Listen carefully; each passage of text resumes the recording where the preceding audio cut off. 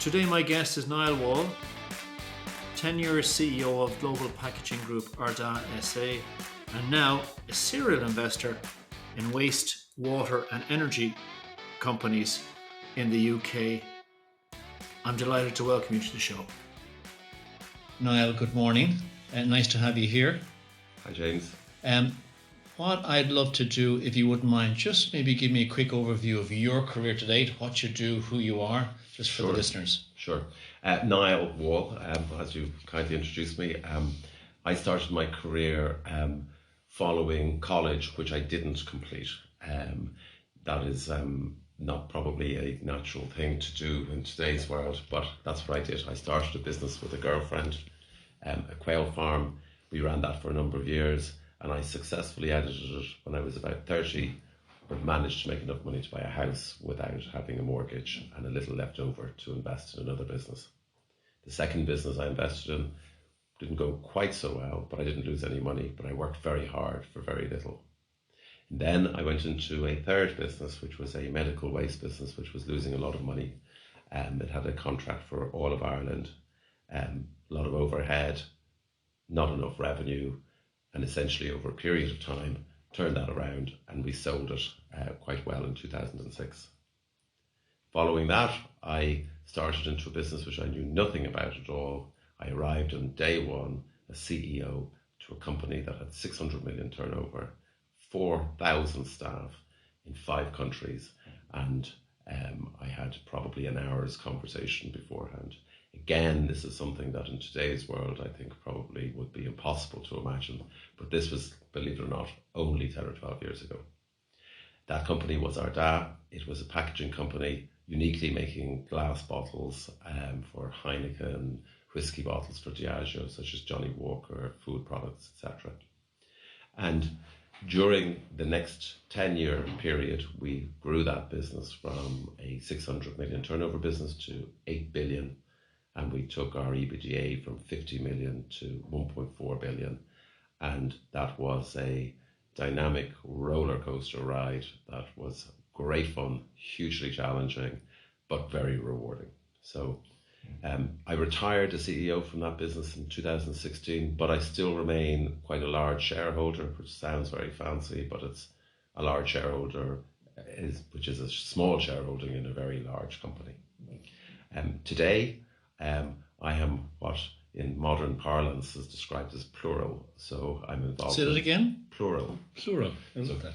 plural, the corporate financiers and recruiters and private equity in London now. So you're either plural or you're essentially focused on one single career as something like a CEO. So I'm a plural chairman. I have a number of executive and non-executive chairmanships, and essentially I co-invest with a number of private equity companies. The largest one is a business which we bought a division of from DCC. It's an environmental services and waste management company. It's resource recovery. And that business is 28 sites in Ireland and the UK, and is really, really interesting. But it's one of about 5 different companies which I'm involved in, which keeps me busy. Great, that's fascinating and a great overview. Plural, that's a new word for me. I must write it down. I think it's a lovely word, very new word. It's a new word. It was new to me only 2 weeks ago, so I'm using it liberally now. I'm going to write it. How do I spell it? That's very good. Yeah. So that's fascinating, and I suppose I know from my own business experiences, there's highs and lows. So what about the mistakes that you made or the businesses made, and how they presented? How did you cope with them, and what was kind of the end of that? I was trying to think about that. In reality, the number of mistakes I've made are really just too many to mention, certainly them all. And in the course of any career, people make mistakes on a regular basis. I think the true art is to try to learn something from those mistakes. And the real key is to not repeat the mistakes. And unfortunately, sometimes people do that, and I'm sure I'm guilty of it myself. Probably if I had to single one out, it was a project which was an implementation of an SAP program, which cost about 15 million euro, I think. And and was, I won't say an unmitigated disaster, but I mean, it just went on, and it didn't turn out as well as we had expected. And that was probably, if I had to pick one particular one, that was it, I'd say. And why did that happen? What was missing at the start of that? Communication, obviously, but something was off. Well, what was missing at the start was that it was essentially the implementation of an SAP program, taking from one company, which we had operated successfully in for a long time. We did a big acquisition, and which didn't have SAP in it, and we essentially were trying to apply the SAP that worked in the first business to the second business, and there were differences.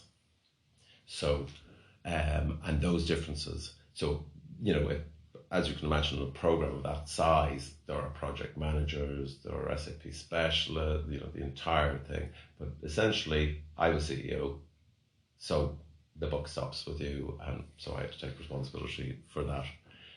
Which, lucky enough, in the size of business we were in, I mean, it was a lot of money, but it wasn't a real disaster. So it ended up costing probably twice as much and took twice as long as it should have taken. Well, feeding that forward, if you were to do that again with the knowledge, what's the one thing you might do to maybe stop that happening again? I'm just curious, the simple things. Quite simply, I was in such a rush to get it done, and was probably being overly aggressive. And instead of taking some time and pausing to plan it out properly, I wanted to achieve the goal at warp speed. Okay, so that was pressure of business, pressure from within yourself. Absolutely. And just moving on to that, so now when you're making decisions, is that something that you say, hold on, do you sleep in something, or do you use your gut, or like, say, a big decision? It could be a life decision or a business decision. I know you're a pluralist, yes. And you're investing, so that must be something that you have to kind of work on. To me, it's a combination. You're never going to get everything right. I work on the theory that you get a lot more right than you get wrong, and that probably then overall leads to success in most instances. But I defy you to for anybody to truthfully answer a question, say that they haven't made any mistakes. But people are sometimes very good at just sweeping those mistakes a little under the carpet, and then obviously we all try to put them out of our mind, and that is simply it. And in fact, I do that myself.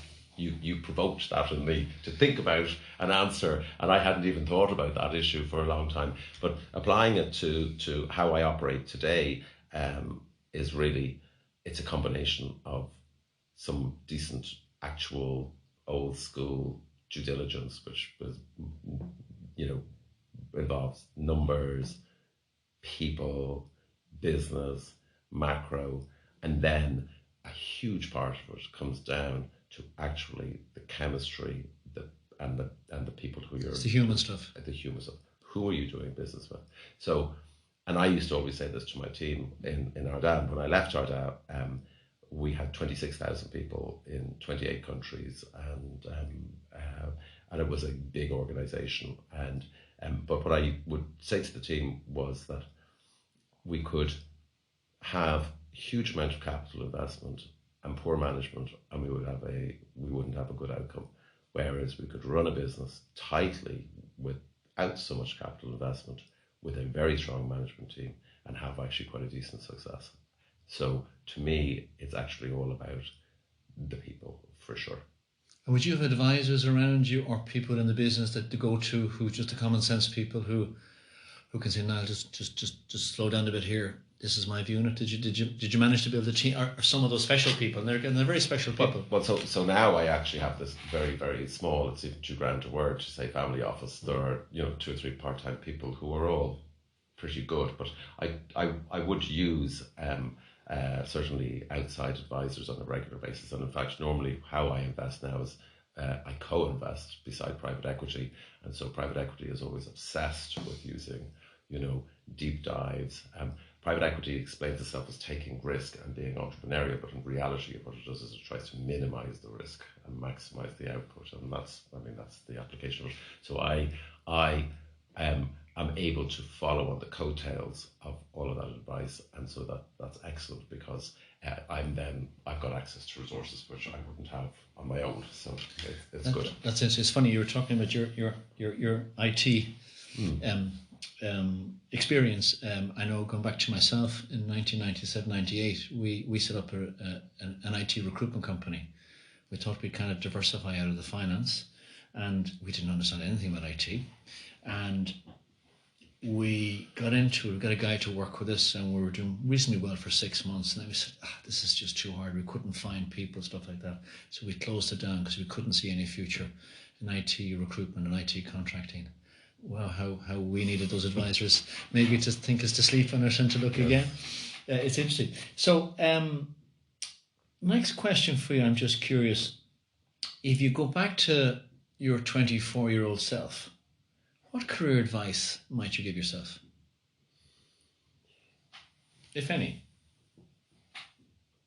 I would say follow the things that you enjoy, work with people who you like, be ambitious, and be output oriented. And I know they're all sort of like very general themes, but I think that's essentially what I would really, really focus on. I wouldn't spend time either working in an environment that I didn't like or enjoy, or with people I didn't enjoy working with. And I think they're probably the two really important critical elements. And I don't think anybody will thrive if they don't sort of have those two elements. And they certainly won't excel if they're not happy, or if they're working with people who they don't like, irrespective of what the actual role is. I think that goes across more or less all spheres and professions and job descriptions. Is there any specific training now, looking back, that you might have said, God, I should have done the Excel course, or maybe understood a bit more at a macro level finance? I'm just curious. Or IT. So I learned everything on the go, and then managed to go from a business that had 10 people to where I ended up, as you know, with a business with 26,000 people. And so I learned a huge amount over that period of time. But I know a little about a lot, and I don't know a lot about anything. So I am really probably the ultimate definition of a generalist. And so would I like to know more about the law? I would. Would I like to know more about medicine? I would love to. Would I like to know more about food and nutrition and health? Yes. Would I like to know about banking and accounting? Yes, I would. But I know sufficiently to be able to understand what I'm talking about. And what I don't understand, I'm able to seek help for. And I think that that's probably an important thing, is to realize and recognize what you don't know is as important as actually what you think you're bringing to a table. So that's, your ego must be fairly balanced, because so you put the hand up and say, guys, I'm having a breeze here. Will someone explain to me what you're talking about? Absolutely. That's the hardest thing to do, is I would be in a room full of professionals and I would say, look, forgive me, this may be a very silly question, but I'm going to ask it anyway. And could you please explain that to me? Rather than sit silently in the room, pretending to understand what's going on and then not having a breeze. And have you any stories that you can share that with that question, suddenly it just unlocked something that was kind of, whoa, and it might have brought the business or you a different way in decision making? Just simple stuff. I'm just curious.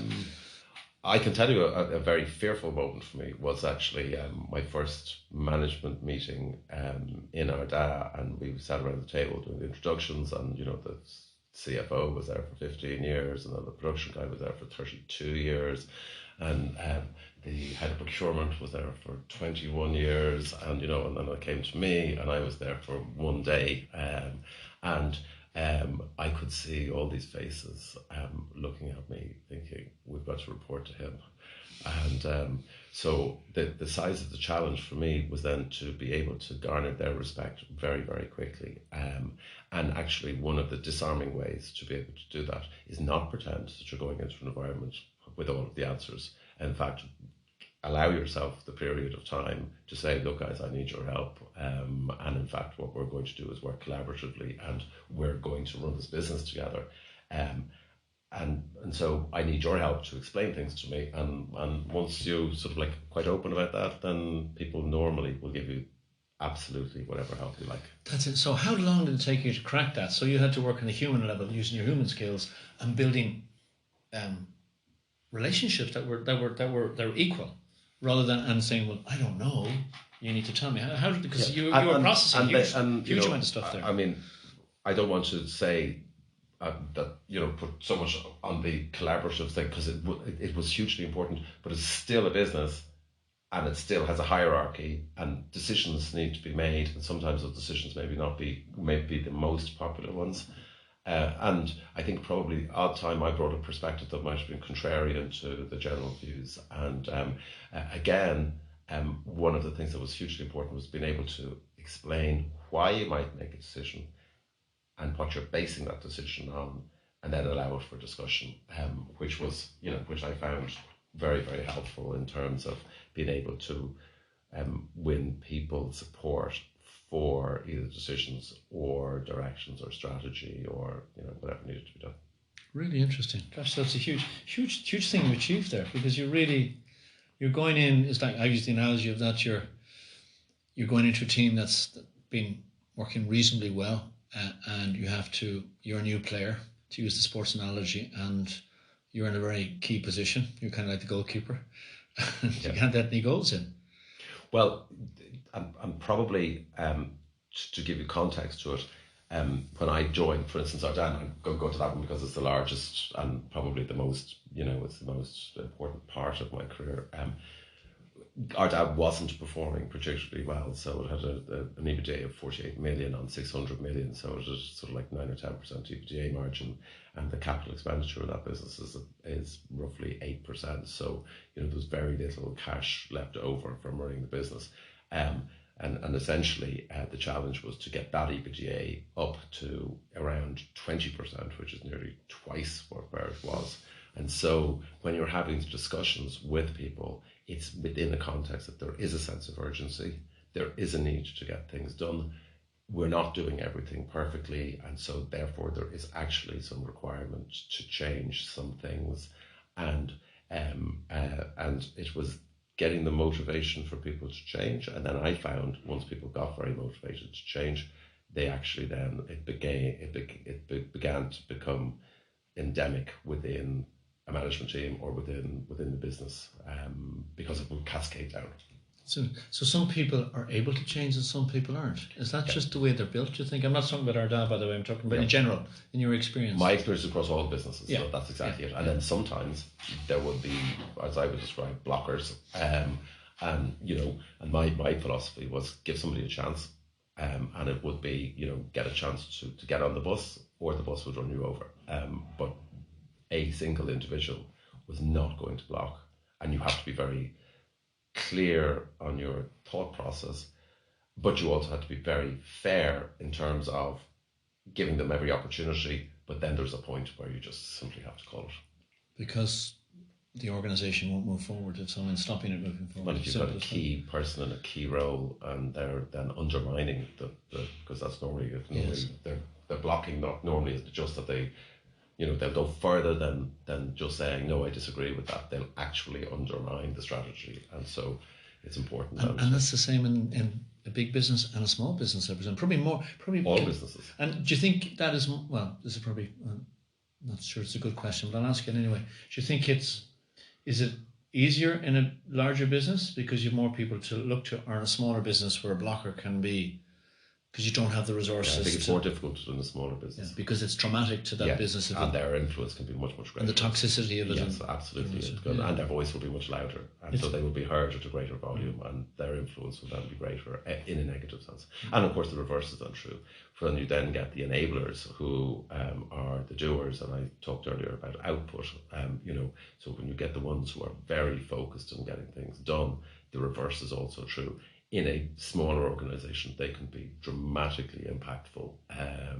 Whereas, in a much larger organisation, you need to have literally a sense of the troops moving to be able to get, very significant change. Yeah, it's interesting. Here's a fun question for you. If you're a 24-year-old self, right, again, and you didn't become a businessman, what do you think, looking back, you'd like to be? And I usually think you could be a mixologist, you could be a photographer, you could be a professional golfer, or is there anything you'd say, I wish I was that, and why? Or I could be that. You mentioned medicine earlier. I was curious. You just said, God. Yeah, and I'd love to give you some deeply cerebral answer, but probably a Premiership footballer at one extreme, or a which sounds so facile and shallow, a modern day very successful influencer and blogger and Instagrammer. I don't even have Instagram. But you're a plural person now. I am. You're nearly there now. I am plural. Yes, indeed. Something I've always asked that. I'd probably like to be something so far away from what I actually am. That's right.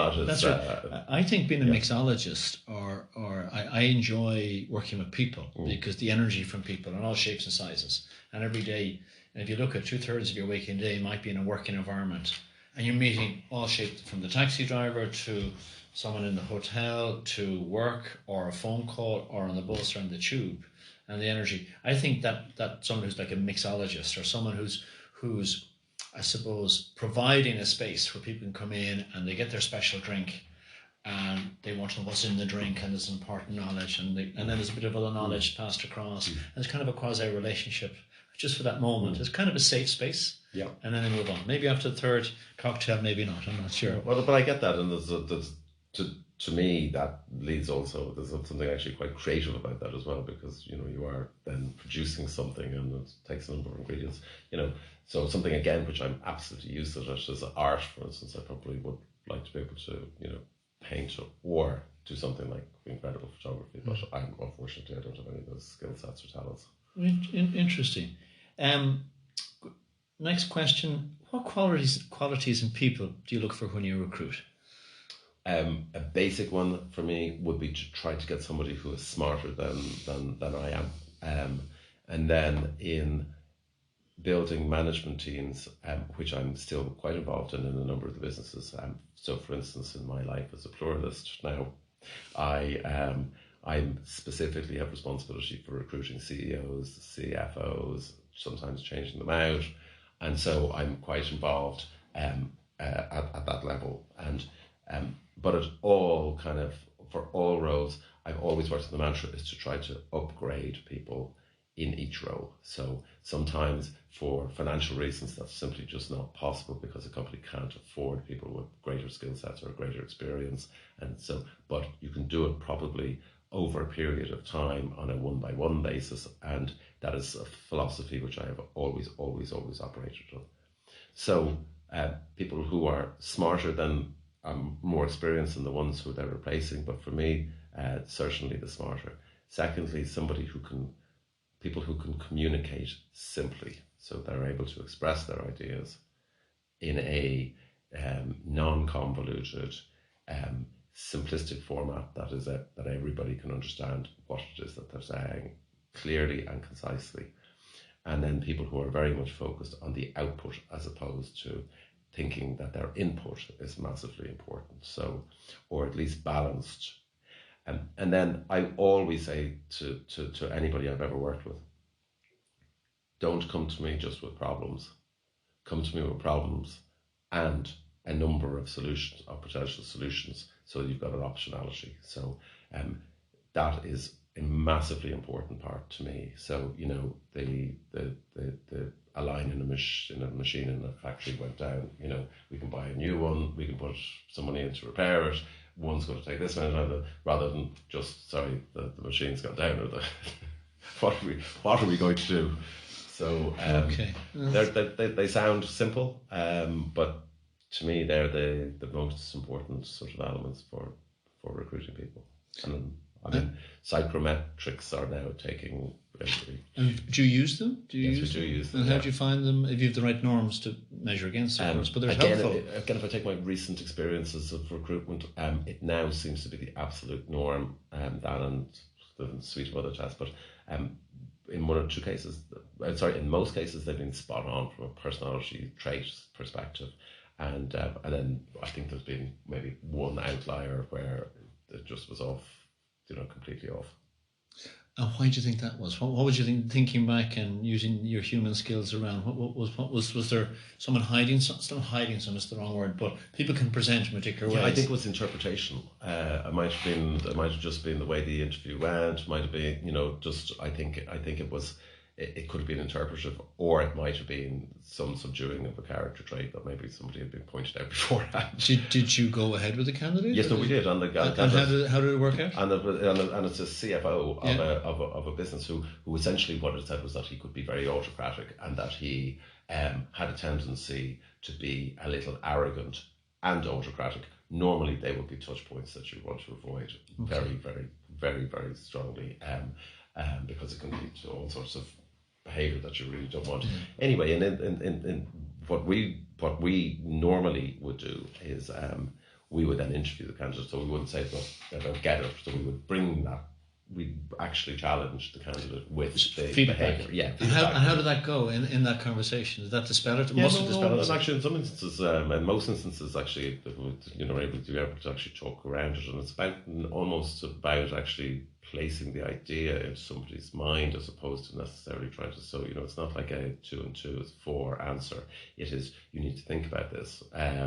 And to see how they react. And if they react very negatively and defensively, then definitely they're not. You've touched a nerve. You've touched a nerve. And if they sort of react positively, you can take it from there in terms of the evolution of the discussion. But normally, to get to that stage, they're pretty advanced in the process. So it's an important facet. But and do you have a how do I put this? Kind of an old school approach on one level inside you. So I used to have I do have, if in doubt, leave them out. So if I get a scratch or some form of feeling that it looks great, but I'm just not happy. This person, I can't explain it. I don't think it'll be right.